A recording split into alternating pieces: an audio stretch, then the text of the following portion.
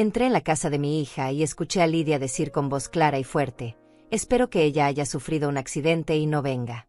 Después vinieron las carcajadas. Risas que conocía bien. La de Ricardo, mi yerno. La de Paula, mi cuñada. La de Elena, mi nieta de 16 años. Todos estaban riendo. Todos estaban de acuerdo. Me quedé paralizada en la entrada con mi cartera colgando del brazo y mi corazón destrozado. Pero dejemos que te cuente cómo llegué hasta ese momento. Como una simple invitación a cenar se convirtió en la noche que cambiaría mi vida para siempre. Lidia me había invitado a cenar 3 días antes.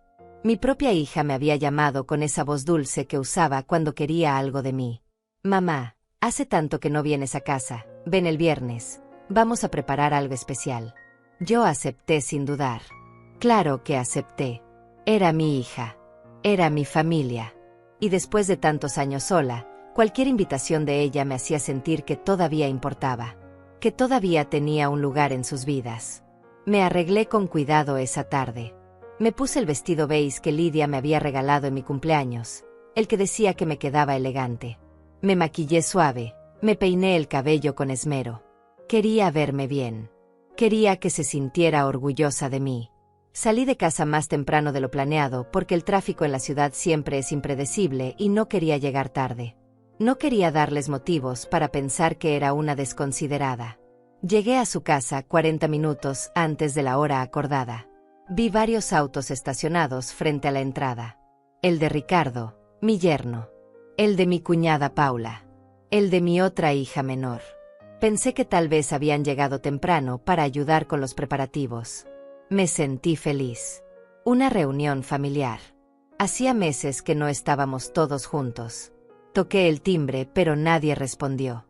Escuché voces adentro, risas. Probé girar la manija de la puerta principal y cedió. Estaba abierta. Entré despacio, con cuidado de no hacer ruido.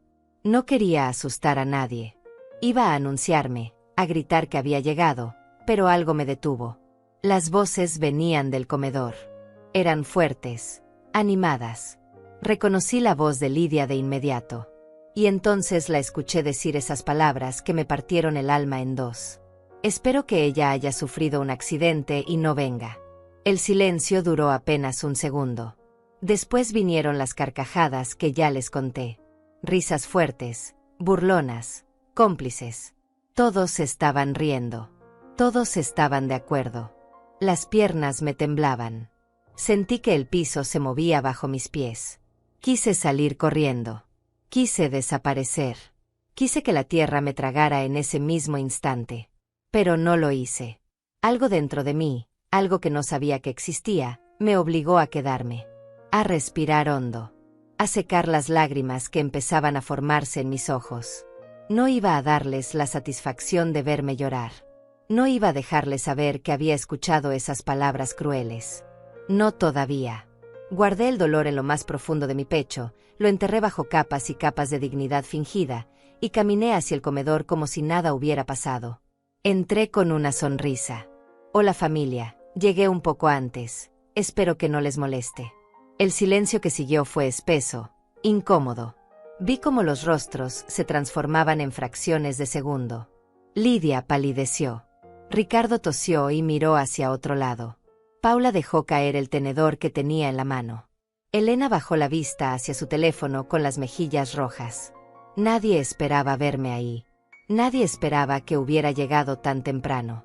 Y mucho menos que hubiera entrado sin avisar. «Mamá, qué sorpresa», dijo Lidia recuperando la compostura con esa velocidad que siempre tuvo para salir de situaciones difíciles. «Llegaste temprano. No te esperábamos hasta las 8. Sí, el tráfico estaba mejor de lo que pensé», respondí con calma, dejando mi cartera sobre una silla. «Espero no interrumpir nada importante». «No, claro que no, para nada», mintió ella. «Estábamos aquí charlando nomás. Ya sabes cómo es la familia. Pasa, siéntate, ahorita te sirvo algo de tomar». Me senté en la cabecera de la mesa, el lugar que siempre me reservaban cuando venía. El lugar de honor, solían decir. Ahora entendía que era solo una forma de mantenerme alejada del resto, de controlar la conversación, de asegurarse de que no escuchara lo que realmente pensaban de mí. Observé a cada uno de ellos. Ricardo evitaba mi mirada. Paula sonreía de forma mecánica. Elena seguía con los ojos clavados en la pantalla de su teléfono. Y Lidia se movía por la cocina con una energía nerviosa que no le conocía. ¿Qué estaban comentando?, pregunté con voz suave. Los escuché reírse desde afuera. Debe haber sido algo muy gracioso. Ah, nada importante, mamá, solo cosas del trabajo de Ricardo, dijo Lidia sin mirarme a los ojos. Ya sabes cómo es, siempre con sus anécdotas aburridas. Ricardo forzó una risa. Sí, cosas de la oficina, nada que te interese, Lucinda. Asentí despacio. Claro, nada que me interesara. Nunca nada les interesaba compartir conmigo de verdad. Siempre era yo la que preguntaba, la que intentaba conectar, la que buscaba algún tema de conversación para no sentirme tan fuera de lugar. Y ellos siempre con respuestas cortas, miradas distraídas, como si mi presencia fuera una obligación incómoda que debían tolerar por educación. La cena transcurrió en un ambiente extraño. Lidia trajo los platos con una sonrisa forzada. Pollo asado con papas. Nada especial. Nada que requiriera esfuerzo. Me pregunté si realmente había planeado preparar algo elaborado o si solo me había dicho eso por teléfono para que aceptara venir. Comimos en silencio la mayor parte del tiempo. Yo masticaba despacio, saboreando cada bocado no porque estuviera delicioso, sino porque necesitaba tiempo para procesar lo que acababa de descubrir. Espero que ella haya sufrido un accidente y no venga. Las palabras resonaban en mi cabeza una y otra vez, como un eco interminable. Mi propia hija había deseado que yo sufriera un accidente. Mi propia hija prefería que me pasara algo malo antes que tener que compartir una cena conmigo. Y todos habían reído. Todos habían estado de acuerdo. Incluso mi nieta, esa niña que yo había cuidado cuando era bebé, que había dormido en mis brazos incontables noches, que me llamaba abuela con esa voz dulce que me derretía el corazón. ¿Cómo estás del trabajo, Lidia?, pregunté intentando mantener la conversación. Bien, mamá, bien. Ocupada como siempre. ¿Y tú, Ricardo? ¿Cómo va todo en la empresa? Bien, Lucinda, todo bien. Respuestas cortas. Respuestas vacías. Como siempre. Pero ahora yo sabía por qué. Ahora entendía que no era timidez ni cansancio. Era desprecio. Era indiferencia. Era el deseo de que yo terminara de comer rápido y me fuera de una vez por todas. Miré a Elena, que seguía con su teléfono en la mano, escribiendo mensajes sin parar. Seguramente contándole a sus amigas lo terrible que era tener que cenar con su abuela. Elena, ¿cómo te va en la escuela?, pregunté con genuino interés. Bien, respondió sin levantar la vista. ¿Tienes exámenes pronto? Sí. ¿Necesitas ayuda con algo? No. 3 respuestas. 3 monosílabos. 3 golpes más a mi corazón ya herido. Recordé cuando Elena era pequeña y corría hacia mí cada vez que me veía. Abuela, abuela, mira lo que hice en la escuela. Abuela, abuela, quédate a dormir conmigo. Abuela, abuela, te quiero mucho. Cuando había cambiado todo. ¿En qué momento me había convertido en alguien molesto para ella? ¿En qué momento había dejado de ser su abuela querida para convertirme en una carga que prefería evitar? La cena terminó más rápido de lo que esperaba. Lidia recogió los platos con prisa. Paula inventó una excusa sobre tener que irse temprano. Ricardo se refugió en la sala viendo televisión. Elena desapareció en su habitación. Y yo me quedé sentada en esa mesa, sintiendo como el peso de la soledad me aplastaba. Pero no iba a llorar. No frente a ellos. No les daría esa satisfacción. Me voy a ir ya, dije levantándome. Gracias por la cena, Lidia. ¿Tan pronto, mamá?, preguntó ella con un tono que mezclaba sorpresa y alivio. Pensé que te quedarías un rato más. No quiero molestar, respondí buscando mi cartera. Sé que todos están ocupados. No molestas, mamá, mintió. Pero si tienes que irte, está bien. Te acompaño a la puerta. Caminamos en silencio hasta la entrada. Lidia abrió la puerta y me miró con esa sonrisa falsa que ahora reconocía perfectamente. Cuídate, mamá. Hablamos pronto. Claro, mija, respondí. Hablamos pronto. Salí de esa casa con la espalda recta y la cabeza en alto. Caminé hasta mi auto sin voltear atrás. Me subí, cerré la puerta, Puse las manos sobre el volante y ahí, en la oscuridad de la noche, finalmente dejé que las lágrimas cayeran. Lloré todo el camino a casa. Lloré por la hija que creí tener y que nunca existió. Lloré por la familia que imaginé y que resultó ser una mentira. Lloré por todos los años que dediqué a ser una buena madre, una buena abuela, una buena persona, solo para descubrir que nada de eso importaba.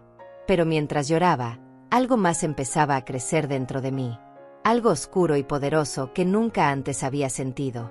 No era solo tristeza. Era rabia. Era decepción. Era la determinación de una mujer que acababa de darse cuenta de que había sido una tonta durante demasiado tiempo. Y que eso estaba a punto de cambiar. Esa noche no pude dormir. Me quedé despierta en mi cama mirando el techo, reviviendo una y otra vez ese momento en la entrada de la casa de Lidia. Espero que ella haya sufrido un accidente y no venga. Las palabras seguían resonando en mi cabeza como una canción cruel que no podía detener. Intenté encontrarle sentido. Intenté justificarla de alguna manera. Tal vez fue solo una broma de mal gusto. Tal vez no lo dijo en serio. Tal vez yo malinterpreté todo. Pero sabía que me estaba mintiendo a mí misma. Las risas habían sido reales.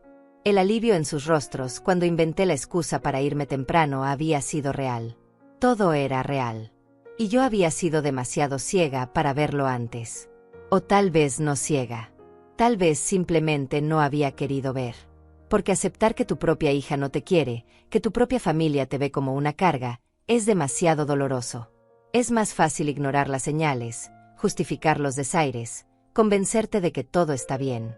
Me levanté de la cama cuando el reloj marcaba las 4 de la mañana. Preparé café y me senté en la cocina. La misma cocina donde había cocinado miles de comidas para Lidia cuando era niña.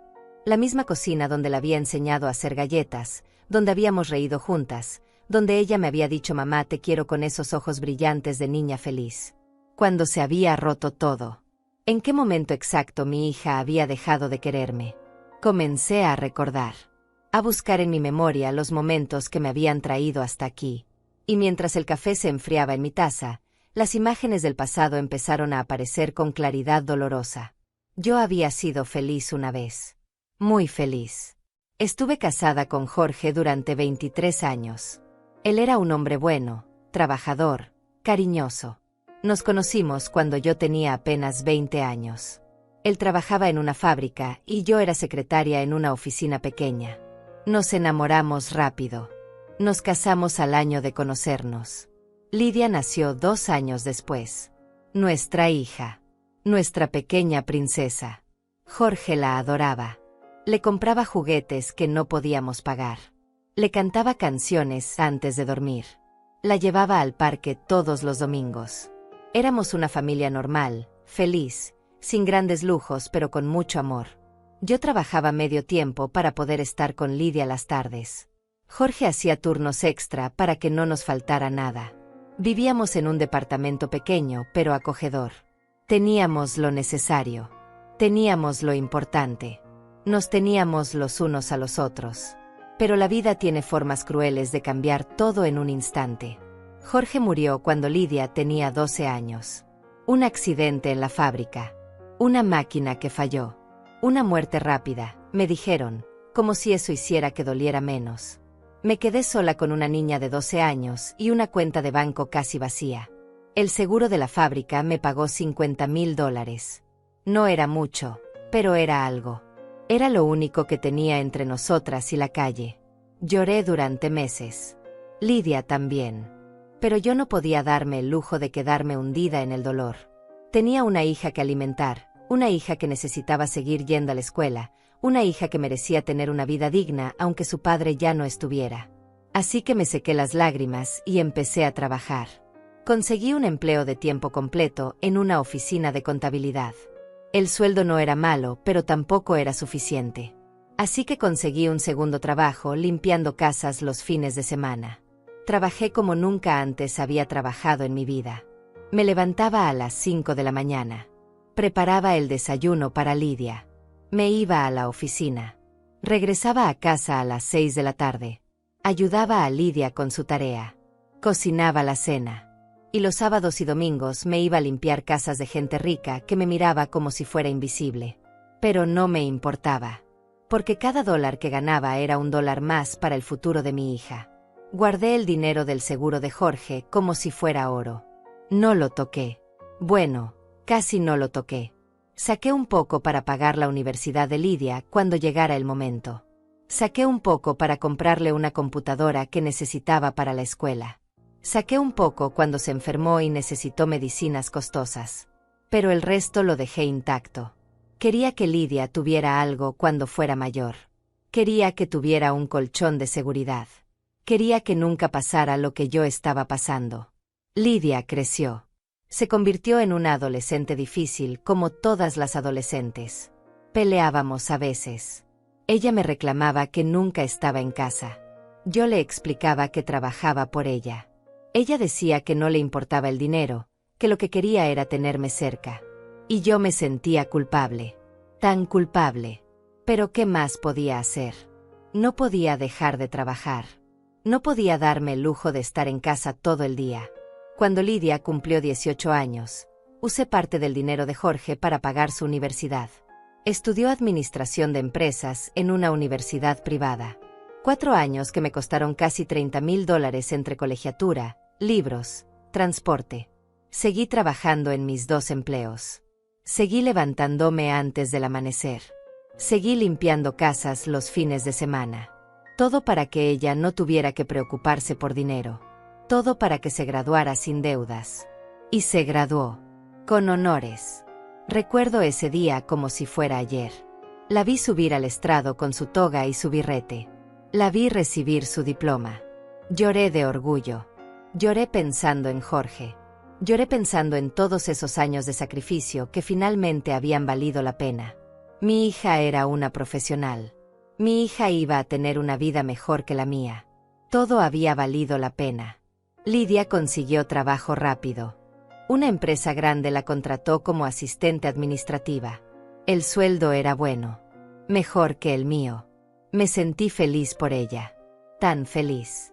Finalmente podía descansar un poco.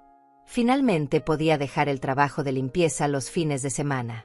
Finalmente podía respirar. 2 años después Lidia conoció a Ricardo. Él trabajaba en la misma empresa.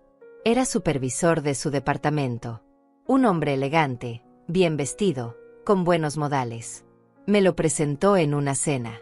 Mamá, este es Ricardo, el hombre del que te he hablado. Yo lo recibí con cariño. Parecía buena persona.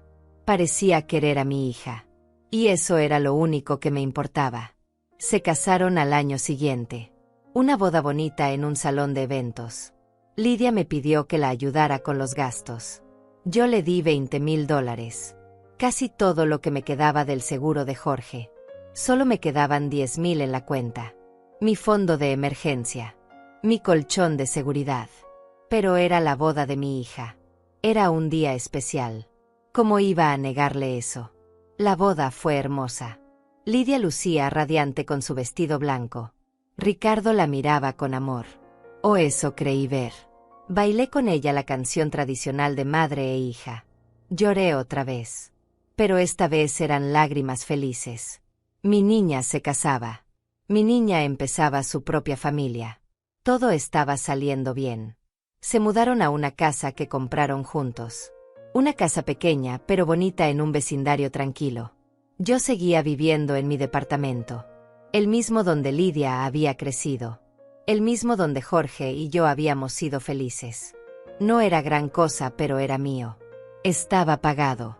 Y después de tantos años trabajando, finalmente podía permitirme vivir con un solo empleo.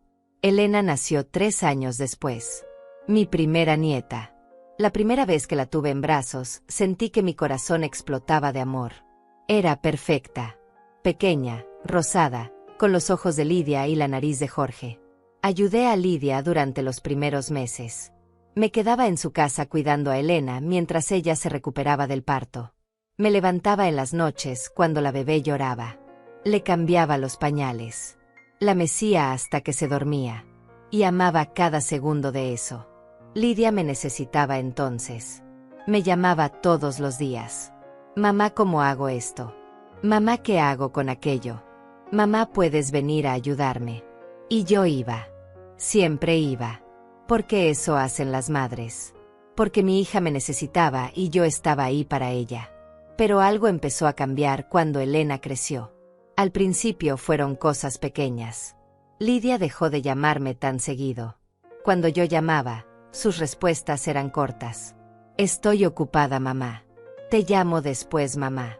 No puedo hablar ahora, mamá. Pensé que era normal. Ella tenía una familia, un trabajo, una vida ocupada. Yo no podía esperar que estuviera disponible para mí todo el tiempo. Luego empezaron las cancelaciones. Quedábamos de vernos para comer y ella cancelaba a última hora. Surgió algo en el trabajo, mamá. Elena está enferma, mamá. Ricardo necesita que lo acompañe a un evento, mamá. Siempre había una excusa. Siempre había una razón por la que no podía verme. Los cumpleaños de Elena fueron reveladores. El primero, segundo, tercero cumpleaños, yo estaba ahí. Era la invitada especial. La abuela que había ayudado a criar a la bebé. Pero para el cuarto cumpleaños, la invitación llegó tarde. Para el quinto, casi ni me invitaron. Y para el sexto, fui pero me sentí fuera de lugar. Todos los demás invitados eran amigos de Ricardo, colegas de Lidia, padres de los amiguitos de Elena. Yo era la única persona mayor. La única que no encajaba. Empecé a notar cómo me trataban durante esas reuniones. Las conversaciones se detenían cuando yo me acercaba. Las risas se apagaban. Ricardo me hablaba con esa cortesía falsa que usas con extraños incómodos. Paula, la hermana de Ricardo, me ignoraba completamente. Y Lidia actuaba como si mi presencia fuera una obligación molesta que tenía que cumplir. Pero yo seguía yendo. Seguía intentando. Seguía llamando. Seguía buscando formas de ser parte de sus vidas. Porque era mi familia. Porque era mi hija. Porque era mi nieta. Y las familias no se rinden. Las familias no se alejan. O eso era lo que yo creía. El café se había enfriado completamente en mi taza. La luz del amanecer empezaba a filtrarse por la ventana de la cocina. Había pasado horas recordando. Había pasado horas reviviendo una vida entera de sacrificios y amor que aparentemente no habían significado nada para Lidia. Espero que ella haya sufrido un accidente y no venga. Ahora esas palabras tenían contexto. Ahora entendía que no habían salido de la nada. Habían sido el resultado de años de desprecio acumulado. Años de verme como una carga. Años de desear que yo no estuviera ahí. Y yo había sido demasiado tonta, demasiado ingenua, demasiado necesitada de amor para verlo. Me levanté de la silla y tiré el café frío en el fregadero. Me miré en el pequeño espejo que colgaba cerca de la puerta. Vi a una mujer de 62 años con ojeras profundas y arrugas que contaban historias de cansancio. Vi a una mujer que había dado todo por su hija y que no había recibido nada a cambio. Vi a una mujer que había sido una tonta. Pero también vi algo más. Vi a una mujer que todavía estaba de pie. Una mujer que había sobrevivido a la muerte de su esposo, que había criado sola a una hija, que había trabajado hasta el agotamiento, que había sacrificado sus sueños por los sueños de otros. Y esa mujer no iba a quedarse sentada llorando. Esa mujer iba a hacer algo al respecto. No sabía qué todavía. Pero algo iba a hacer. Porque si hay algo que la vida me había enseñado era esto: las mujeres como yo no nos rendimos fácilmente. Y Lidia estaba a punto de descubrir eso. Pasaron 3 días antes de que Lidia me llamara. 3 días en los que yo no hice nada. No la busqué. No le mandé mensajes. No actué como siempre actuaba después de verla, preguntándole si había llegado bien a casa, si Elena había terminado su tarea, si necesitaba algo. Esta vez me quedé en silencio. Y ese silencio fue revelador. Porque Lidia tampoco me buscó. Ninguno de ellos lo hizo. Ni Ricardo. Ni Elena. Nadie me llamó para preguntar si había llegado bien a casa esa noche. Nadie me escribió para agradecer por haber ido a cenar. Nadie pareció notar mi ausencia. Y eso me dijo todo lo que necesitaba saber. Para ellos, yo era prescindible. Era alguien que aparecía cuando la invitaban por obligación y desaparecía sin dejar rastro cuando se iba. Cuando finalmente sonó mi teléfono el miércoles por la tarde, vi el nombre de Lidia en la pantalla. Por un momento consideré no contestar. Por un momento pensé en dejarla esperando como ella me había dejado esperando tantas veces. Pero la curiosidad fue más fuerte. Necesitaba saber qué quería. Necesitaba escuchar su voz después de saber lo que realmente pensaba de mí. «Hola, mija», contesté con la voz más normal que pude. «Hola, mamá», respondió ella con ese tono casual que usaba cuando quería algo. «¿Cómo has estado?» «Bien, gracias». «¿Y ustedes?» «Todos bien por acá».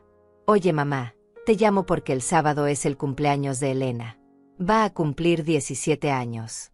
Vamos a hacer una comida familiar. Nada grande, solo nosotros. Puedes venir. Puedes venir. No queremos que vengas. No nos encantaría que vinieras. Puedes venir». Como si fuera un favor que me estaban haciendo. Como si mi presencia fuera opcional e irrelevante. Sentí como la rabia subía por mi garganta. Pero me contuve. Todavía no era el momento. «Claro, mija», respondí. «¿A qué hora?» «A la 1. Y mamá, si puedes traer algo de postre estaría bien. Sabes que los pasteles de la tienda son caros». «Por supuesto. Llevo pastel». «Perfecto. Entonces nos vemos el sábado». Colgó sin decir nada más. Sin preguntarme cómo estaba realmente. Sin mostrar el más mínimo interés en mi vida. Y ahí estaba otra vez, la evidencia clara de que yo solo importaba cuando necesitaban algo de mí. Un pastel. Una ayuda económica. Alguien que cuidara a Elena.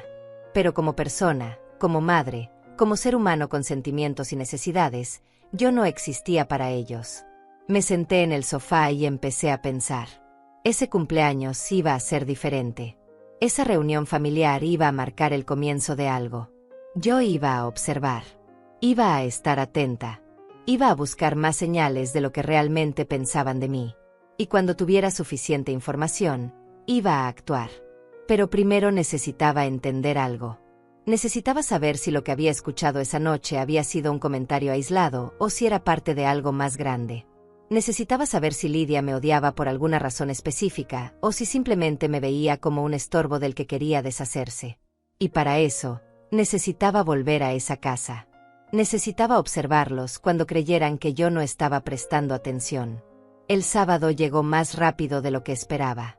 Me arreglé de nuevo con cuidado. Me puse un vestido sencillo color crema. Me maquillé suave. Me peiné el cabello.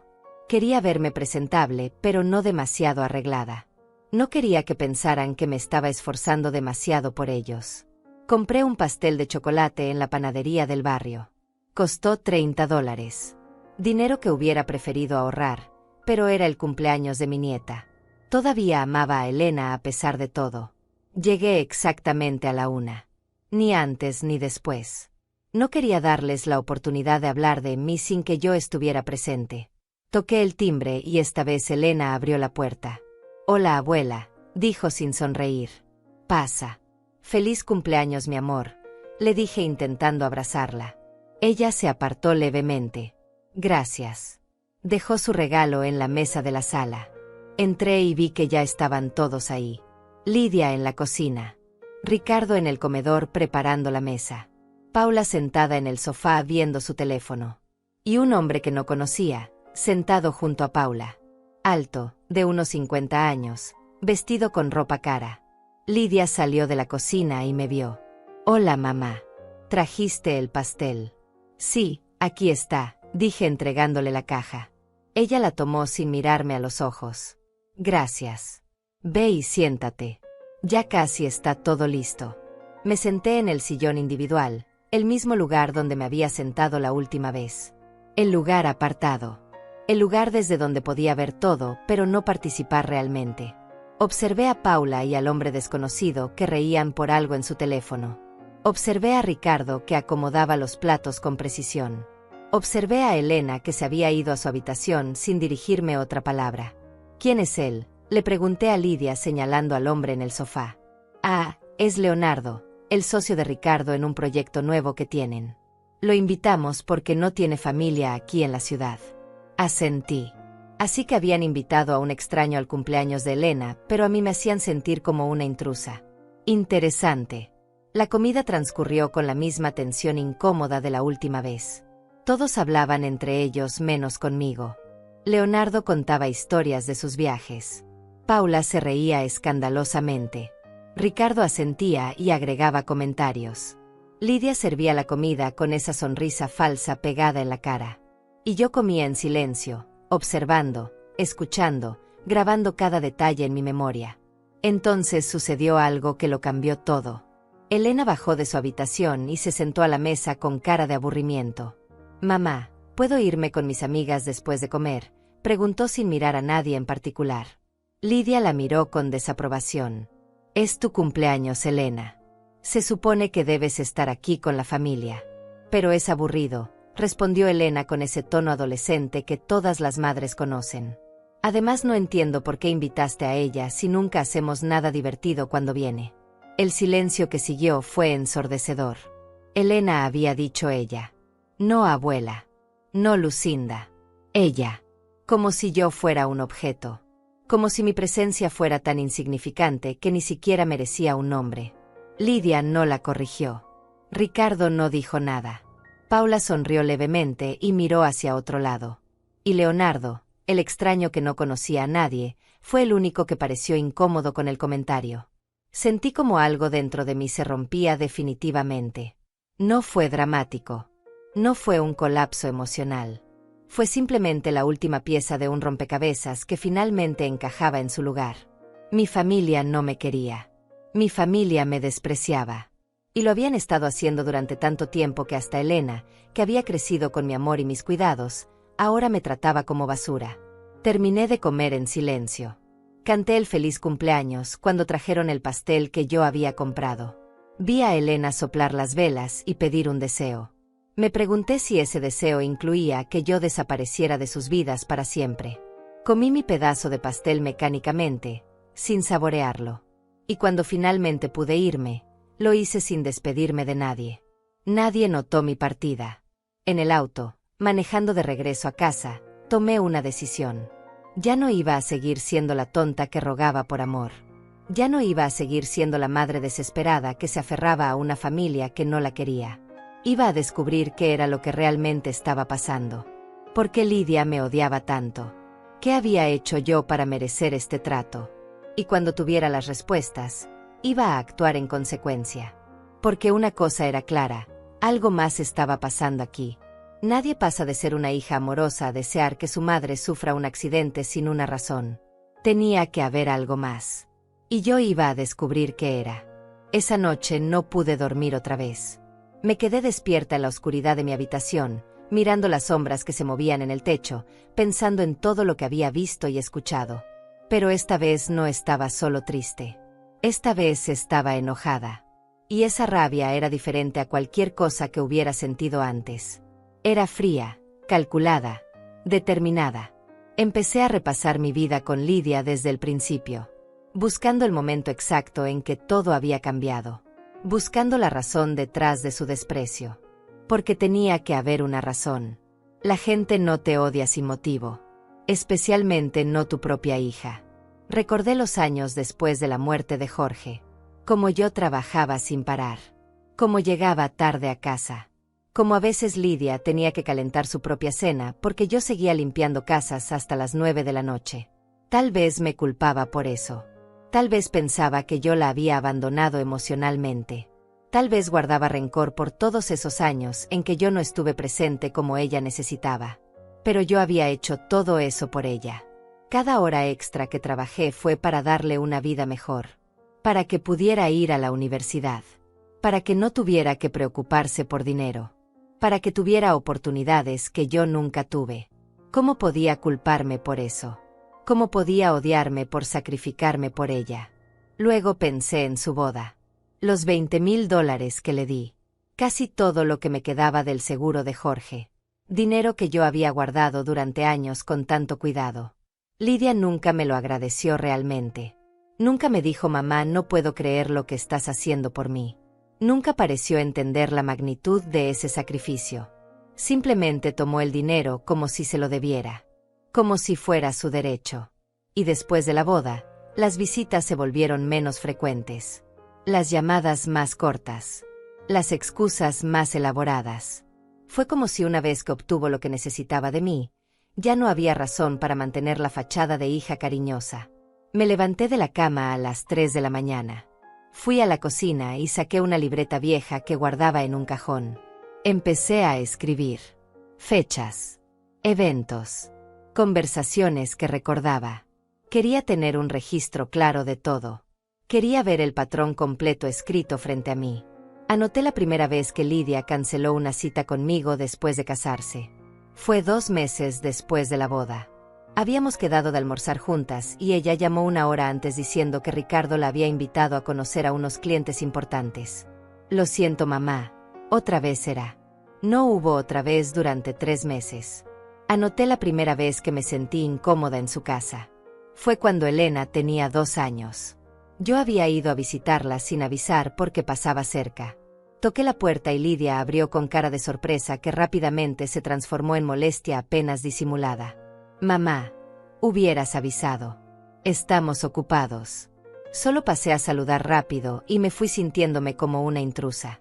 Anoté cada cumpleaños, cada Navidad, cada ocasión especial donde mi presencia parecía ser tolerada más que deseada. Anoté los comentarios pasivo-agresivos que había ignorado en su momento. Mamá, estás envejeciendo, deberías cuidarte más. Mamá, ese vestido te queda un poco ajustado, ¿no crees? Mamá, tu departamento está muy viejo, ¿por qué no te mudas a algo más moderno? Cuando terminé de escribir, tenía 5 páginas llenas.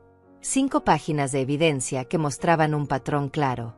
Lidia había estado alejándose de mí durante años. Y yo había estado demasiado desesperada por su amor para admitirlo. Pero todavía no tenía la respuesta a la pregunta más importante. ¿Por qué? ¿Qué la había hecho cambiar así? ¿Qué la había convertido en alguien capaz de desear que su propia madre sufriera un accidente? El sol empezaba a salir cuando finalmente volví a la cama. Pero ya no para dormir. Para planear. Necesitaba información. Necesitaba entender qué estaba pasando realmente en la vida de Lidia. Y tenía que hacerlo sin que ella lo supiera. Me acordé de Ana Torres. Mi amiga desde hacía 20 años. Nos habíamos conocido cuando trabajábamos juntas en la oficina de contabilidad. Ella se había jubilado hacía 3 años, pero seguíamos en contacto. Ana era una mujer sabia, directa, sin filtros. Si alguien podía ayudarme a ver las cosas con claridad, era ella. La llamé esa misma mañana. Ana, necesito hablar contigo. ¿Puedes venir a mi casa? Claro, Lucinda. ¿Pasa algo malo? Sí. Pero prefiero contártelo en persona. Ana llegó 2 horas después con una bolsa de pan dulce y café. Se sentó en mi sofá y me miró con esos ojos penetrantes que tenía. Cuéntame todo. Y le conté. Le conté sobre la cena. Sobre las palabras de Lidia. Sobre el cumpleaños de Elena. Sobre años de sentirme rechazada. Le conté todo mientras las lágrimas corrían por mi cara y mi voz se quebraba en los momentos más dolorosos.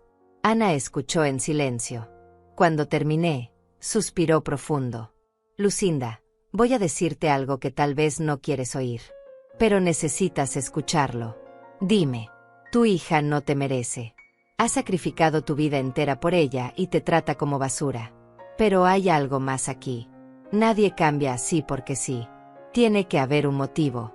Eso es lo que pienso yo. ¿Pero cuál? Ana se quedó pensando un momento. ¿Has revisado tus cuentas bancarias últimamente? ¿Qué? ¿Por qué me preguntas eso? Porque conozco historias. Historias de hijos que se vuelven crueles con sus padres cuando quieren algo de ellos. Algo material. Herencias. Propiedades. Dinero. Sentí como un escalofrío me recorría la espalda. Lidia sabía que yo tenía ese departamento. Sabía que todavía me quedaban unos $10,000 en el banco. No era mucho, pero tampoco era nada. Era lo único que tenía. Era mi seguridad para cuando ya no pudiera trabajar. Era mi plan de retiro. No puede ser, dije negando con la cabeza. No puede estar planeando algo así. Ana me tomó de las manos. Lucinda, prométeme que vas a revisar todo. Tus cuentas. Tus documentos. Tu testamento si tienes uno. Prométeme que vas a asegurarte de que todo esté en orden. Lo prometo. Y otra cosa. No les digas nada todavía. No dejes que sepan que sospechas algo. Sigue actuando normal. Sigue yendo a sus reuniones. Sigue siendo la madre amable que siempre has sido. Pero observa. Escucha. Busca señales. Ana tenía razón. Si realmente Lidia estaba planeando algo, yo necesitaba tener pruebas antes de confrontarla. Necesitaba saber exactamente con qué estaba lidiando. Esa misma tarde fui al banco. Pedí un estado de cuenta detallado de los últimos 2 años. La empleada me lo imprimió y me lo entregó en un sobre. Aquí tiene, señora Pérez. Todo parece estar en orden. Gracias, respondí tomando el sobre. En casa, abrí el sobre con manos temblorosas. Revisé cada línea del estado de cuenta, cada depósito, cada retiro. Y todo parecía normal. Nadie había tocado mi dinero. Nadie había intentado acceder a mi cuenta. Me sentí aliviada pero también confundida. Si no era por dinero, entonces ¿qué era? Pasé el resto del día buscando entre mis documentos. Encontré el título de propiedad de mi departamento. Estaba a mi nombre. Nadie más. Encontré mi testamento viejo, el que había hecho hace 10 años. Dejaba todo a Lidia porque era mi única hija. Era lo normal. Era lo que se suponía que debía hacer. Pero ahora, viendo ese documento, empecé a preguntarme si había sido un error. Si había sido demasiado ingenua. Si Lidia sabía que heredaría todo y por eso me trataba así. Porque ya tenía asegurado lo que quería. Solo tenía que esperar a que yo muriera. La idea me revolvió el estómago. Pero tenía sentido. Tenía todo el sentido del mundo. Por eso deseaba que yo sufriera un accidente. Por eso me trataba como si no existiera. Porque para ella, yo ya era solo un obstáculo entre ella y su herencia. Un obstáculo que mientras antes desapareciera, mejor. Me senté en el sofá con el testamento en las manos. Lo leí una y otra vez. Y mientras lo hacía, una idea empezó a formarse en mi cabeza. Una idea que me asustaba pero que también me daba una extraña sensación de poder. Si Lidia me quería solo por lo que podía heredar, entonces iba a usar eso en su contra. Iba a hacerle creer que todo seguía igual mientras yo investigaba más. Y cuando tuviera todas las pruebas que necesitaba, iba a cambiar ese testamento. Iba a asegurarme de que no recibiera ni un centavo de mí. Iba a enseñarle que las madres no son tontas para siempre. Guardé el testamento de vuelta en el cajón. Cerré con llave mi escritorio. Y por primera vez en días, sonreí. Porque finalmente tenía un plan. Finalmente sabía qué hacer. Y Lidia no tenía idea de lo que se le venía. Los días siguientes me convertí en una mujer diferente.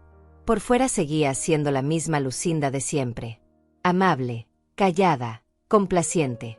Pero por dentro había algo nuevo creciendo.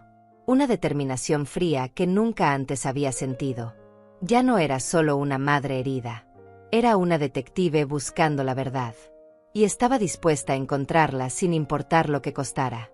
Empecé a observar todo con nuevos ojos. Cada llamada de Lidia ahora tenía un propósito oculto que yo necesitaba descubrir. Cada invitación era una oportunidad para recopilar información. Me volví más atenta, más astuta. Aprendí a escuchar lo que no decían tanto como lo que decían. Lidia me llamó el martes siguiente. Su voz sonaba dulce otra vez. Esa dulzura falsa que ahora reconocía tan bien. Mamá, ¿cómo estás? Te he estado pensando. Mentira.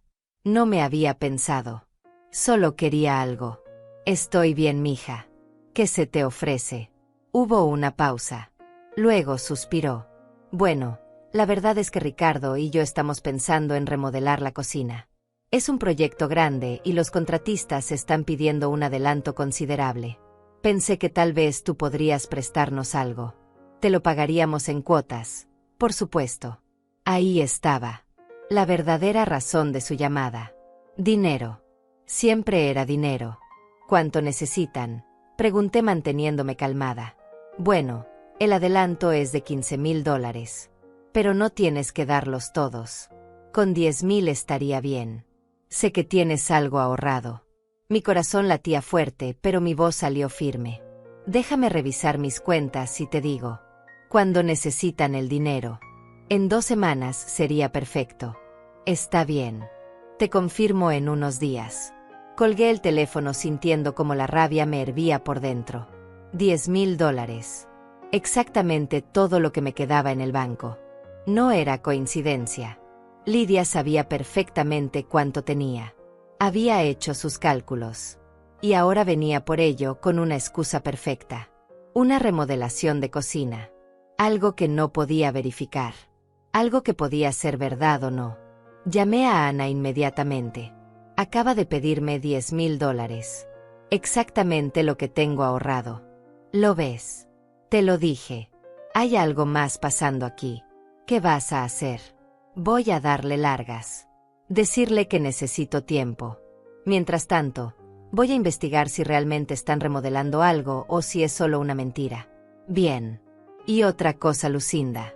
Necesitas revisar si han intentado algo con tu departamento. Si han hablado con abogados. Si han hecho consultas sobre herencias. No confíes en nada. Ana tenía razón. No podía confiar en nada. Necesitaba información concreta. Así que esa misma tarde hice algo que nunca pensé que haría. Contraté a un investigador privado. Busqué en internet hasta encontrar una agencia pequeña con buenas reseñas. Llamé y pedí una cita.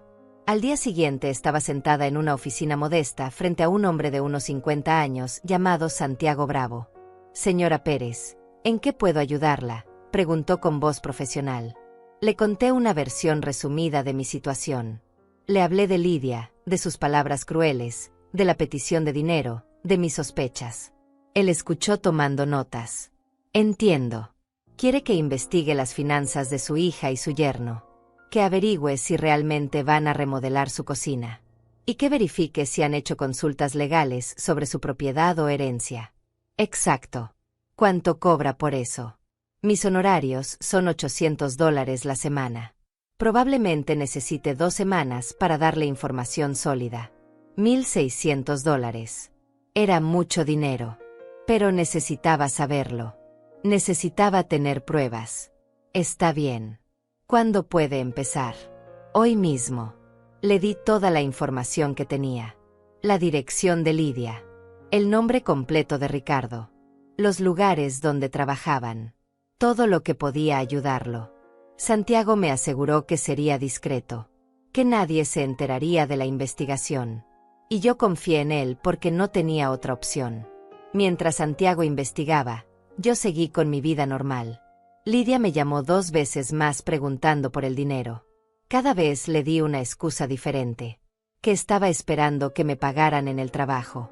Que había tenido gastos inesperados. Que necesitaba revisar bien mis finanzas. Ella se impacientaba pero trataba de no demostrarlo. Sonreía con los dientes apretados y decía «Está bien, mamá, sin prisa». Pero yo sabía que había prisa. Sabía que necesitaban ese dinero por alguna razón que todavía no entendía completamente. Y estaba decidida a descubrir cuál era.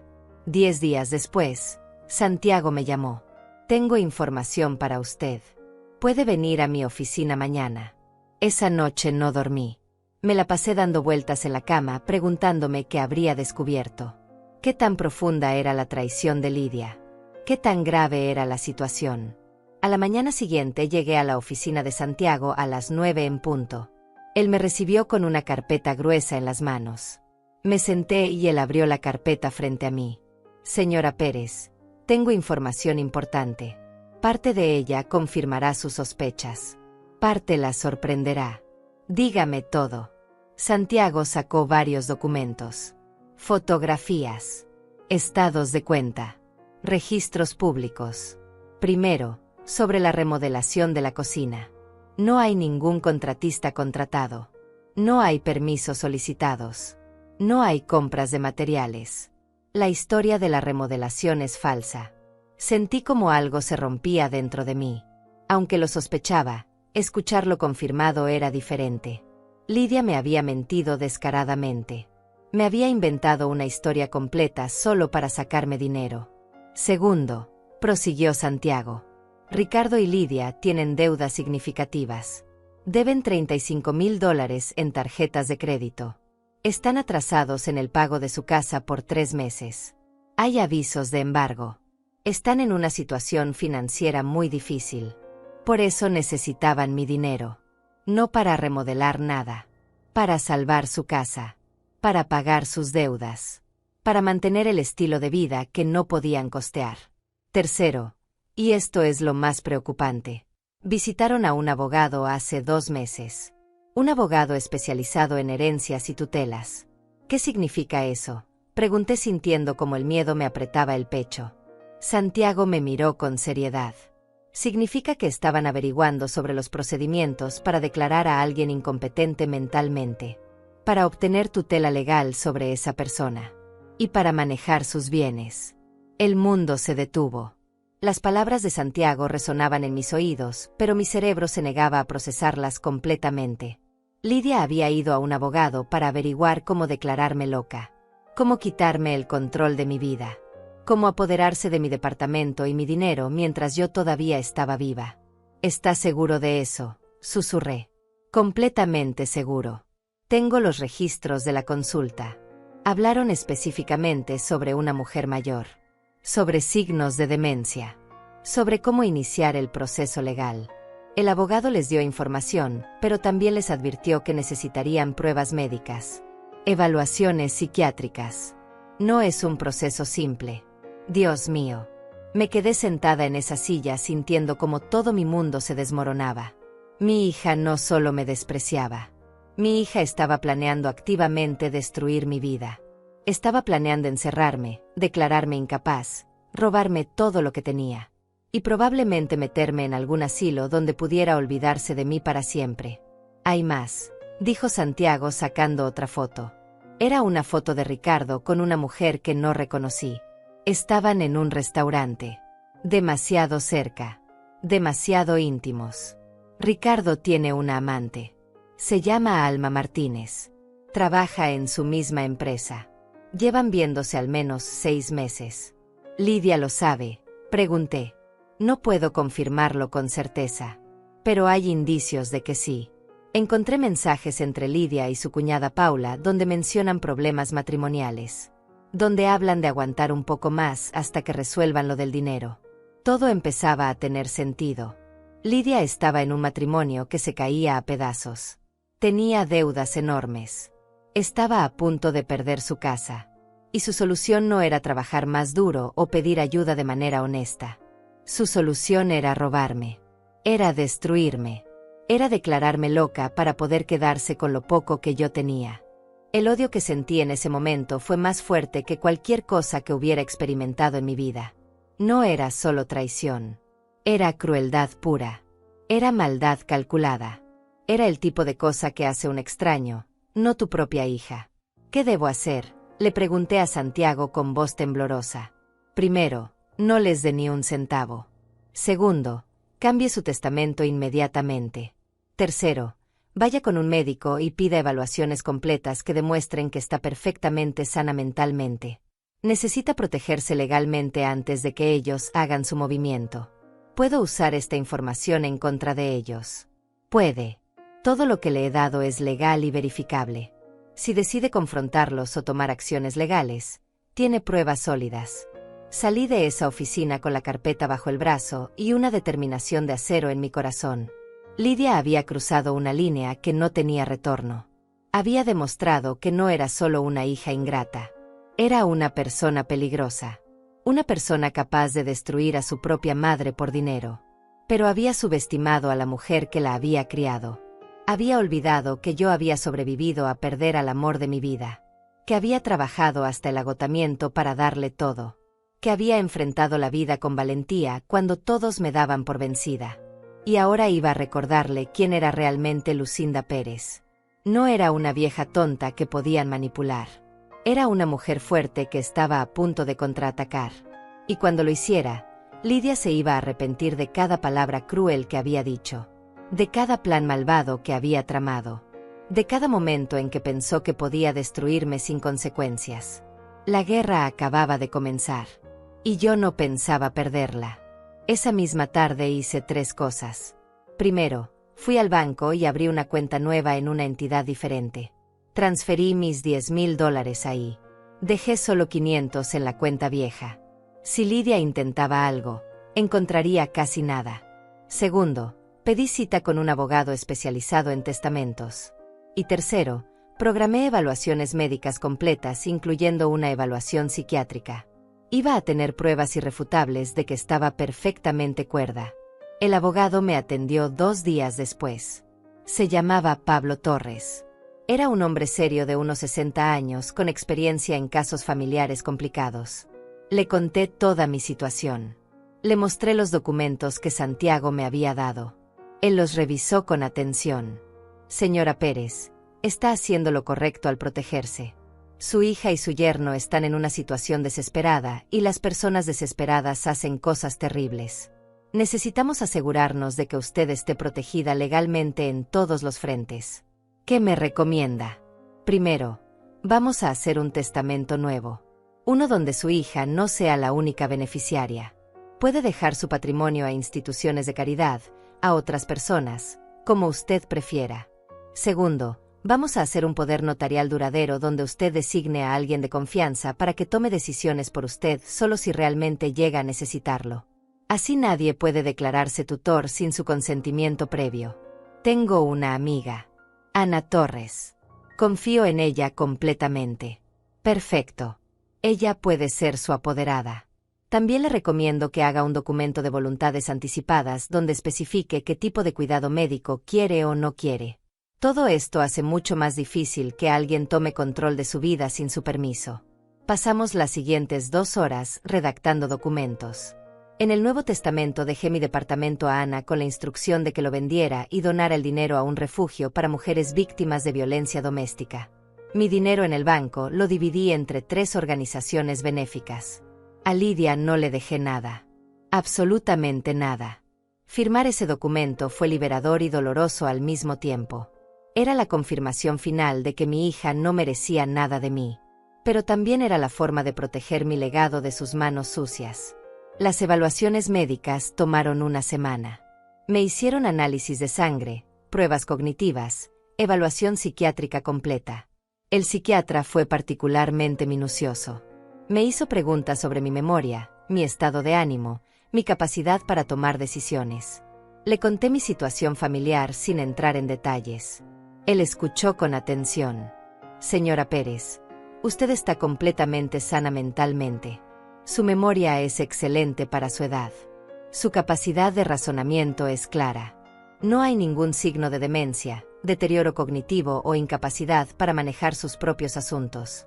Voy a documentar todo esto en un reporte detallado que usted puede usar legalmente si lo necesita. Gracias, doctor. No sabe cuánto significa esto para mí. Salí de esa consulta con el reporte médico en mano, sintiéndome invencible. Ahora tenía pruebas. Tenía protección legal. Tenía todo lo que necesitaba para enfrentarme a Lidia. Pero antes del confrontamiento final, necesitaba una cosa más. Necesitaba que ella se delatara completamente. Necesitaba escucharla admitir sus planes. Y para eso, necesitaba una trampa. Llamé a Lidia esa noche. Hola, mija. Ya revisé mis finanzas. Puedo prestarte los $10,000 que necesitas. La escuché respirar aliviada del otro lado de la línea. Ay, mamá, gracias. No sabes cuánto te lo agradezco. De verdad nos salvas la vida. Mentiras. Todo mentiras. Pero tengo una condición, continué. Quiero que tengamos una reunión familiar. Tú, Ricardo, Elena y yo. Quiero que hablemos sobre el futuro. Sobre mis planes cuando ya no pueda cuidarme sola. Me estoy haciendo mayor y necesito saber que ustedes estarán ahí para mí. Hubo un silencio. Podía imaginar las ruedas girando en su cabeza. Claro, mamá. Por supuesto. ¿Cuándo quieres que sea la reunión? El próximo domingo. En tu casa. Podemos almorzar juntos y después hablamos tranquilos. Perfecto. Aquí te esperamos. Y mamá, lleva los papeles de tu cuenta bancaria. Para hacer la transferencia del préstamo más fácil. Por supuesto, mija. Llevo todo. Colgué el teléfono y sonreí. Lidia había mordido el anzuelo perfectamente. Ahora solo necesitaba prepararme para el domingo. para el día en que todo cambiaría. Para el día en que Lucinda Pérez dejaría de ser la víctima y se convertiría en la justiciera. Llamé a Ana y le conté el plan. Vas a confrontarlos. ¿Estás segura? Completamente segura. Pero necesito que estés cerca. Por si acaso las cosas se ponen difíciles. Voy a estar esperando tu llamada. Y Lucinda, ten cuidado. Las personas acorraladas pueden volverse peligrosas. Lo sé. Pero ya tomé mi decisión. No voy a seguir viviendo con miedo. No voy a seguir siendo la tonta que todos pueden pisar. El domingo llegó demasiado rápido y demasiado lento al mismo tiempo. Me arreglé con cuidado. Me puse un vestido gris elegante. Me peiné perfectamente. Me maquillé. Quería verme fuerte. Quería verme poderosa. Porque eso era exactamente lo que sentía. Antes de salir de casa, revisé que llevara todo. El reporte del investigador privado. El Nuevo Testamento. El reporte médico. Los estados de cuenta que mostraban que ya no tenía dinero en la cuenta que Lidia conocía. Y una grabadora pequeña que había comprado especialmente para esta ocasión. Iba a grabar todo. Iba a tener pruebas de cada palabra que dijeran. Llegué a la casa de Lidia exactamente al mediodía. Toqué el timbre y Ricardo abrió la puerta. Lucinda, pasa. Lidia está terminando de cocinar. Entré a esa casa que ya no me intimidaba. Me senté en la sala y esperé. Elena bajó de su habitación y me saludó con un simple hola sin mirarme a los ojos. Ricardo se sentó en el sofá revisando su teléfono.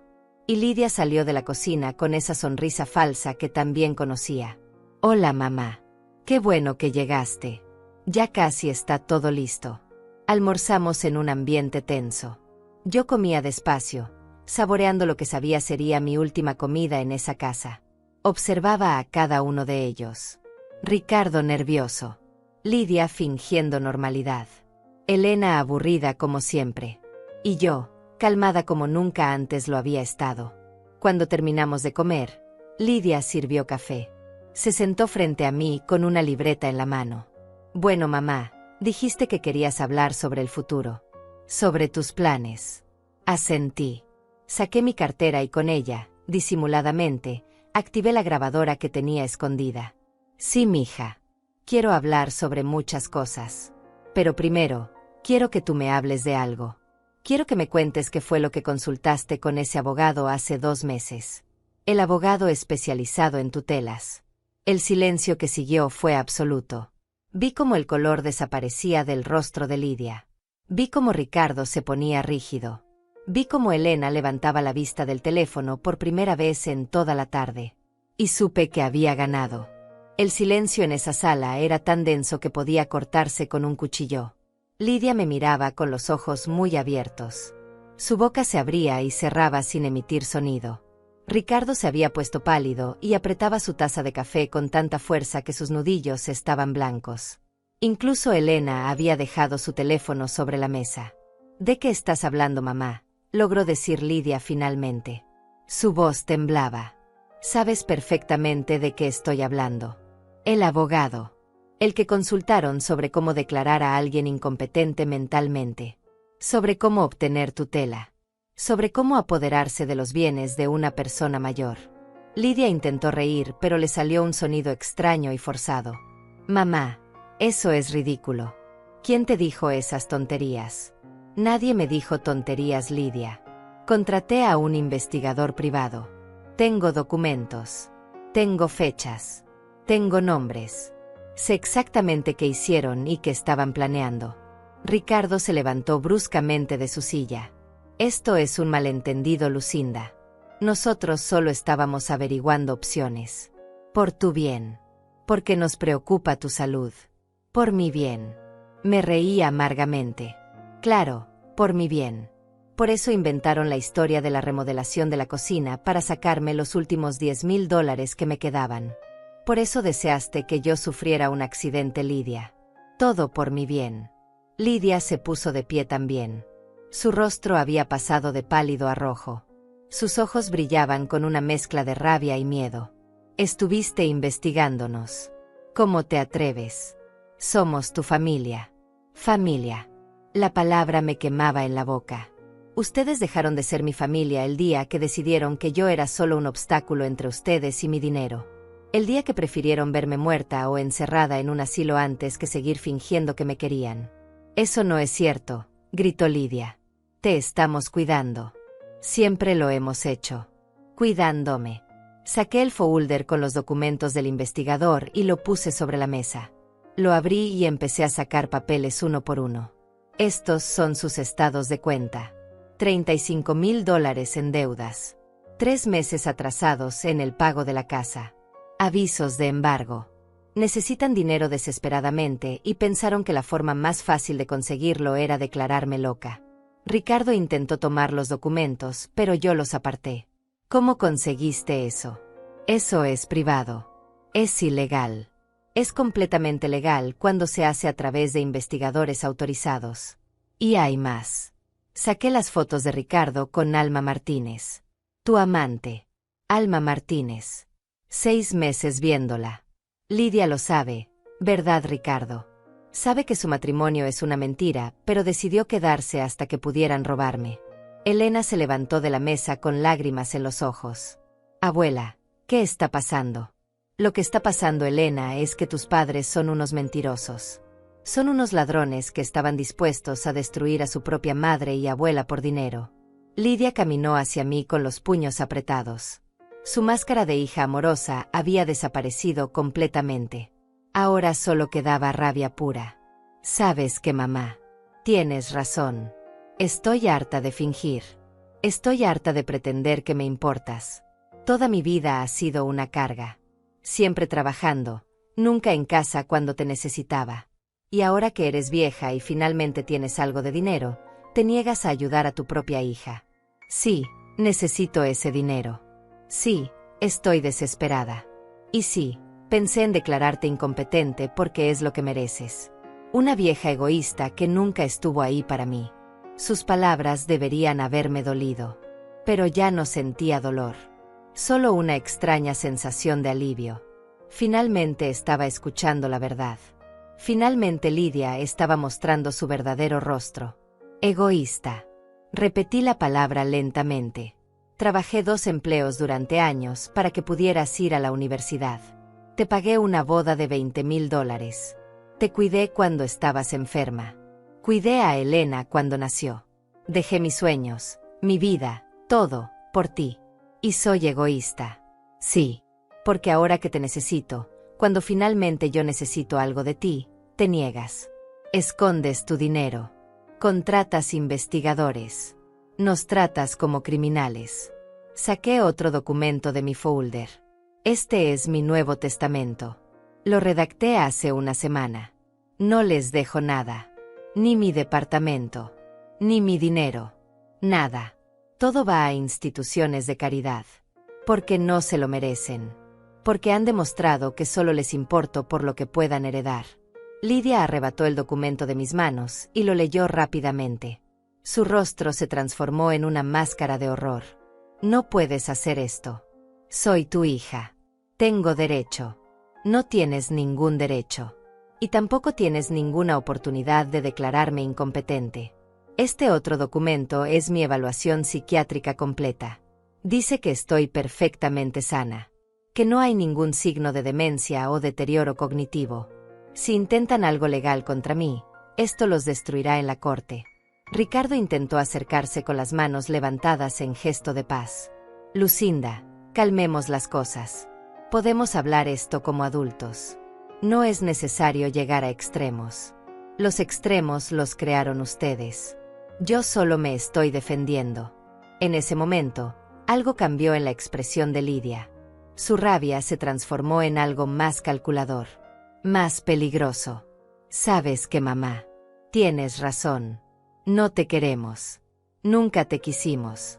Eras útil cuando podíamos sacarte dinero o usarte de niñera. Pero ahora solo eres una vieja molesta que se interpone en nuestro camino. Y si no nos vas a ayudar, entonces no quiero volver a verte en mi vida. Perfecto. Porque yo tampoco quiero volver a verlos a ustedes. Me levanté de la silla con dignidad. Guardé todos mis documentos de vuelta en el folder. Tomé mi cartera donde la grabadora seguía funcionando, capturando cada palabra venenosa que habían dicho.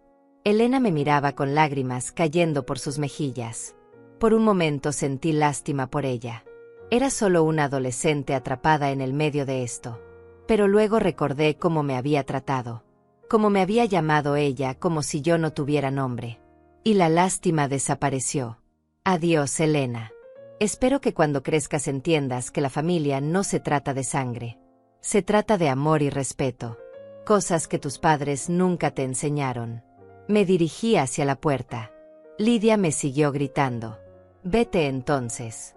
Vete y muérete sola en ese departamento miserable. Nadie te va a extrañar. Nadie va a ir a tu funeral. Vas a morir sola y olvidada como la vieja amargada que eres.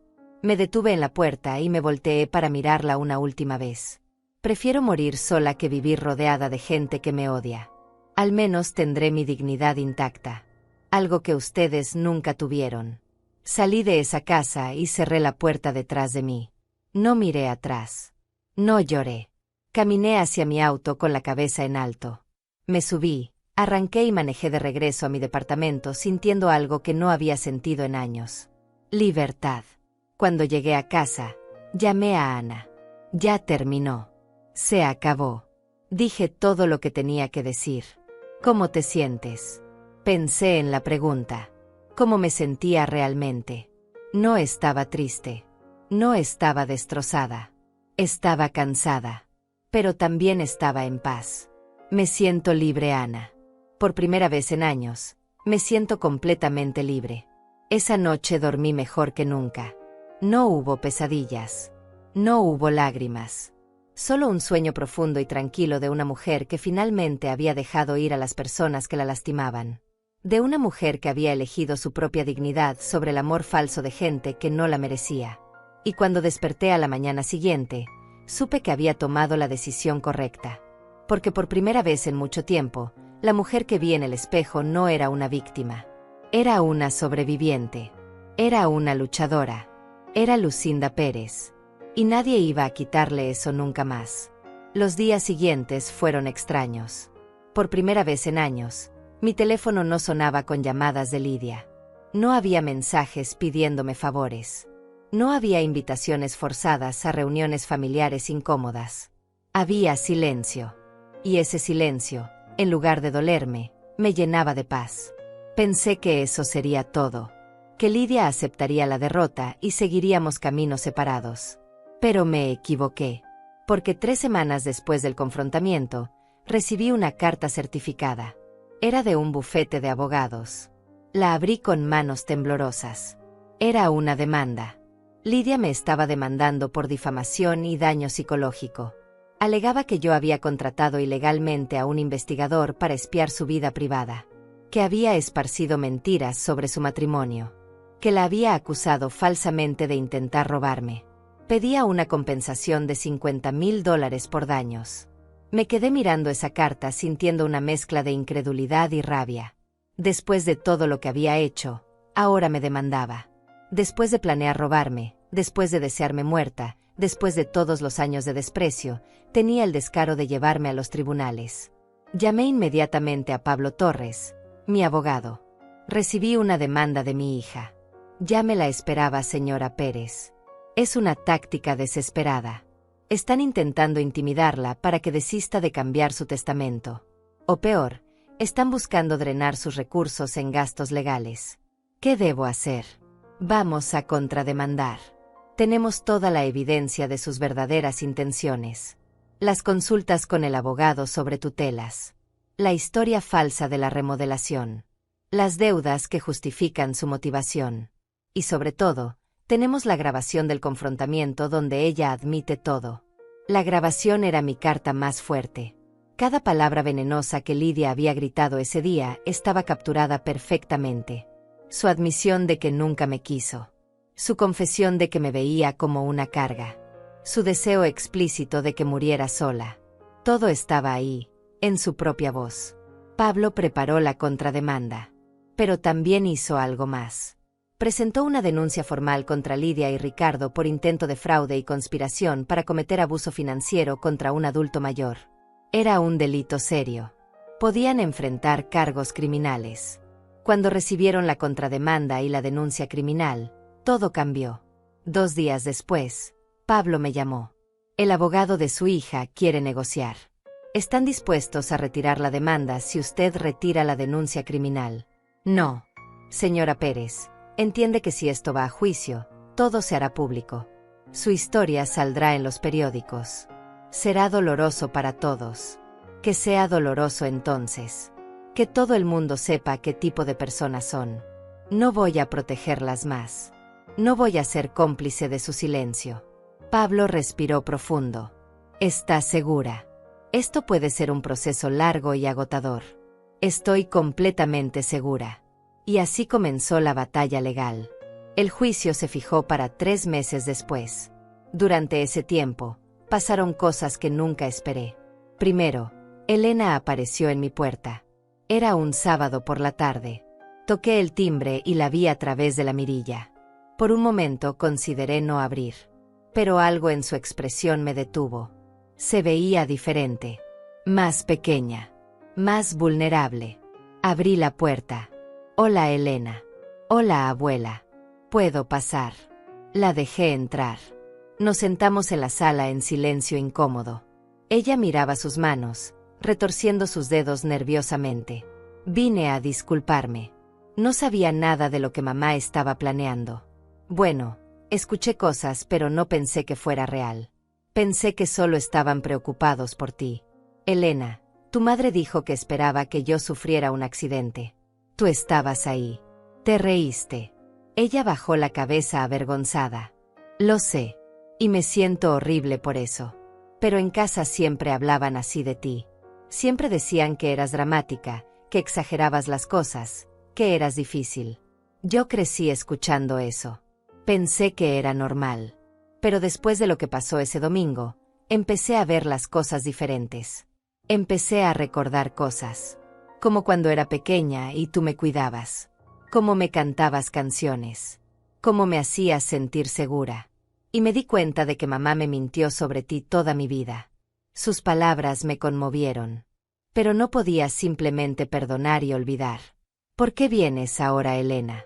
¿Qué quieres de mí? No quiero nada. Solo quería que supieras que yo no estoy de acuerdo con lo que hicieron. Que lo siento. Y que si pudieras algún día perdonarme, me gustaría conocerte de verdad. Conocer a mi verdadera abuela, no la versión que mamá me mostró. Miré a esta joven de 17 años sentada en mi sofá. Vi un poco de Jorge en sus ojos. Vi un poco de la Lidia que yo recordaba de niña, antes de que todo se echara a perder. Y vi una oportunidad. No de recuperar lo perdido, pero sí de construir algo nuevo. No puedo prometerte nada, Elena. Me lastimaron mucho.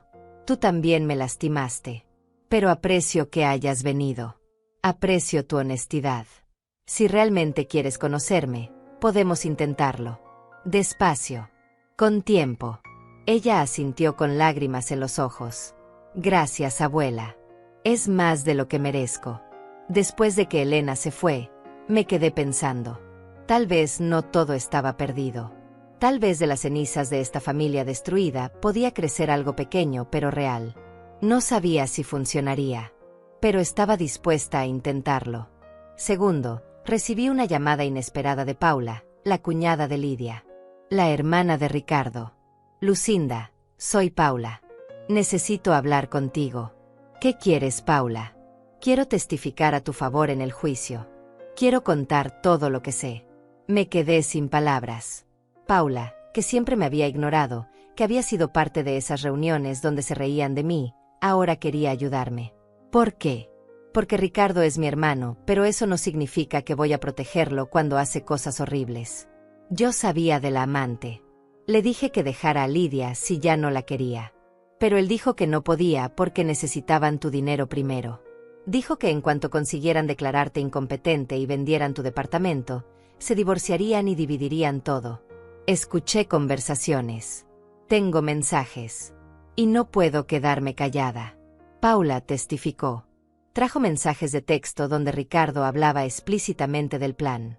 Donde calculaba cuánto dinero obtendrían de mi departamento si lo vendían. donde hablaba de diferentes asilos baratos donde podrían meterme. Era evidencia devastadora. Tercero, Alma Martínez, la amante de Ricardo, también se presentó. Al parecer él le había prometido que dejaría a Lidia en cuanto tuvieran dinero. Le había dicho que yo era una vieja rica que les iba a dejar una herencia millonaria. Cuando Alma descubrió la verdad, se sintió usada y engañada, y decidió contar su versión de los hechos. El juicio fue exactamente lo que Pablo había advertido. Doloroso, público, humillante para todos. Pero también fue revelador. Cada mentira de Lidia quedó expuesta. Cada plan quedó documentado. Y cuando el juez escuchó la grabación de ese domingo, donde Lidia admitía todo con su propia voz, el caso quedó cerrado. El juez falló a mi favor en todo. Rechazó la demanda de Lidia. Validó mi denuncia criminal. Y sentenció a Lidia y Ricardo a 2 años de libertad condicional y 500 horas de servicio comunitario por intento de fraude. También les ordenó pagar todas mis costas legales. Salí de ese tribunal sin sentir victoria. Solo cansancio. Solo el peso de una vida entera que había llegado a este punto. Han pasado 6 meses desde el juicio. 6 meses desde que mi vida cambió completamente. Y ahora, sentada en la terraza de mi departamento con una taza de café en las manos, puedo finalmente reflexionar sobre todo lo que pasó. Lidia nunca se disculpó. Después de la sentencia, intentó llamarme una vez. Yo no contesté. Dejó un mensaje de voz donde decía que todo era mi culpa, que yo había destruido a la familia, que algún día me arrepentiría. Borré el mensaje y bloqueé su número. No tenía nada más que decirle. No tenía nada más que escuchar. Ricardo y ella se divorciaron 3 meses después del juicio. Como Paula había predicho, una vez que quedó claro que no obtendrían nada de mí, ya no tenían razón para seguir juntos. Él se fue a vivir con Alma. Lidia tuvo que vender la casa para pagar las deudas y mudarse a un departamento pequeño. La ironía no se me escapó. Ahora ella vivía como yo había vivido durante años. Con lo justo. Con lo necesario. Sin lujos. Elena viene a visitarme cada 2 semanas. Al principio eran visitas cortas e incómodas. Nos sentábamos en silencio sin saber qué decirnos. Pero poco a poco empezamos a hablar. Le conté historias de su abuelo Jorge. Le mostré fotos de cuando Lidia era niña. Le expliqué cómo había sido mi vida, sin adornos ni justificaciones. Solo la verdad. Y ella empezó a abrirse también. Me contó cómo era vivir en esa casa llena de mentiras. Cómo sus padres peleaban constantemente por dinero. Cómo Lidia le había enseñado a verme como alguien inferior. Cómo se sentía culpable por haberme tratado tan mal. Lloramos juntas varias veces. Y lentamente, estamos construyendo algo nuevo. No es la relación de abuela y nieta que pudo haber sido. Pero es real. Y eso es más valioso que cualquier fantasía. Ana sigue siendo mi roca. Viene a visitarme 3 veces por semana. Tomamos café, vemos películas, vamos a caminar por el parque. Me recuerda que no estoy sola. Que tengo gente que me quiere de verdad, sin condiciones, sin segundas intenciones. Le actualicé mi testamento hace 1 mes. Ahora Elena recibirá mi departamento cuando yo muera, con la condición de que termine la universidad primero. Ana supervisará todo para asegurarse de que se cumpla mi voluntad. Las instituciones de caridad recibirán mi dinero. Y Lidia seguirá sin recibir nada. Volví a trabajar. No porque necesite el dinero, sino porque necesito el propósito. Conseguí un empleo medio tiempo en una biblioteca del barrio. Organizo libros, ayudo a los niños a encontrar lecturas, preparo café para los eventos comunitarios. Es un trabajo simple, pero me hace sentir útil. Me hace sentir viva. También empecé terapia. Al principio pensé que no la necesitaba, que yo estaba bien, que había manejado todo perfectamente. Pero Ana me convenció de que hablar con un profesional me ayudaría a procesar todo lo que viví. Y tenía razón. Mi terapeuta, la doctora Luisa Morales, me ha ayudado a entender que no fue mi culpa, que hice lo mejor que pude con las herramientas que tenía, que fui una buena madre aunque Lidia no lo reconozca, y que está bien sentir dolor por la pérdida de esa relación sin sentir culpa. A veces todavía me duele. A veces veo a otras madres con sus hijas en el parque y siento una punzada en el pecho. A veces me pregunto qué hubiera pasado si hubiera hecho las cosas diferente. Si hubiera trabajado menos cuando Lidia era niña. Si hubiera estado más presente. Si hubiera sido más estricta o más flexible. Si hubiera visto las señales antes. Pero después recuerdo las palabras de la doctora Morales. No puedes controlar cómo otras personas eligen amarte. Solo puedes controlar cómo te amas a ti misma. Y yo finalmente aprendí a amarme. Aprendí a valorarme. Aprendí que merezco respeto y dignidad. Y que no tengo que aceptar migajas de afecto de gente que me ve como una carga. La semana pasada recibí una carta. No tenía remitente, pero reconocí la letra de inmediato. Era de Lidia. La abrí con manos temblorosas. Decía cosas sobre cómo su vida estaba destruida. Sobre cómo todo era mi culpa. Sobre cómo yo había elegido a extraños sobre mi propia sangre.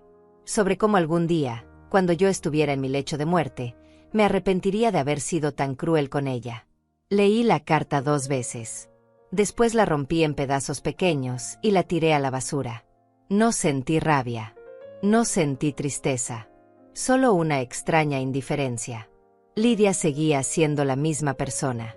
Seguía sin aceptar responsabilidad por sus acciones. Seguía culpándome por todo. Y yo ya no tenía energía para seguir cargando con su amargura. Hoy es martes. Elena viene a almorzar. Voy a prepararle las enchiladas que tanto le gustaban cuando era pequeña. Ana también vendrá. Vamos a sentarnos las 3 en mi pequeña cocina y vamos a reír y hablar y disfrutar de la compañía mutua. Y eso es familia. No la sangre. No los lazos biológicos. Sino las personas que eligen quedarse. Las personas que te aman por quien eres, no por lo que pueden obtener de ti. Mi departamento ya no se siente vacío. Ya no siento ese peso en el pecho cuando me despierto. Ya no lloro hasta quedarme dormida. Todavía tengo días difíciles. Todavía hay momentos donde la traición duele como el primer día. Pero son cada vez menos frecuentes. Y cada vez más manejables. Hace unos días encontré una foto vieja. Era de Lidia cuando tenía 5 años. Estaba en mis brazos, sonriendo con esa sonrisa de dientes de leche, con los ojos brillantes de felicidad. La miré durante mucho tiempo. Y me permití sentir el duelo. El duelo por esa niña que ya no existe. El duelo por la relación que nunca tuvimos realmente. El duelo por todos los años que perdí esperando amor que nunca llegó. Después guardé la foto en una caja en el fondo del armario. No la tiré. Pero tampoco la dejé a la vista. Porque esa Lidia ya no existe. Y la Lidia que existe ahora no es alguien que quiero en mi vida. Y está bien. Está bien dejar ir a las personas que te lastiman. Incluso si son tu propia sangre. Tengo 62 años. Probablemente me queden 20 o 30 años más de vida si tengo suerte. Y voy a vivirlos en mis propios términos. Voy a rodearme de gente que me valore. Voy a hacer las cosas que me hacen feliz. Voy a viajar si quiero. Voy a comer postre antes de la cena si me provoca. Voy a comprarme ese vestido caro que siempre quise. Voy a vivir sin pedir permiso y sin sentir culpa.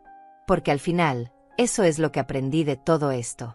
Que la vida es demasiado corta para desperdiciarla en gente que no te aprecia. Que no tienes que justificar tu existencia ante nadie. Que está bien poner límites. Que está bien decir no. Que está bien elegirte a ti misma. Hoy estoy sola en el sentido tradicional. No tengo una familia grande que me visite cada domingo. No tengo una hija que me llame todos los días. No tengo nietos que corran a abrazarme cuando llego. Pero no me siento sola. Me siento en paz. Me siento libre. Me siento completa. Y cuando llegue mi último día, cuando cierre los ojos por última vez, no voy a arrepentirme de nada. Porque defendí mi dignidad. Porque me negué a ser víctima. Porque elegí vivir con la verdad aunque doliera. Porque al final, lo único que realmente importa es poder mirarte al espejo y reconocer a la persona que ves. Hoy me miro al espejo y veo a una sobreviviente. Veo a una luchadora. Veo a una mujer que pasó por el fuego y salió más fuerte. Veo a Lucinda Pérez. Y me gusta lo que veo. Eso es suficiente. Eso es más que suficiente. Eso es todo.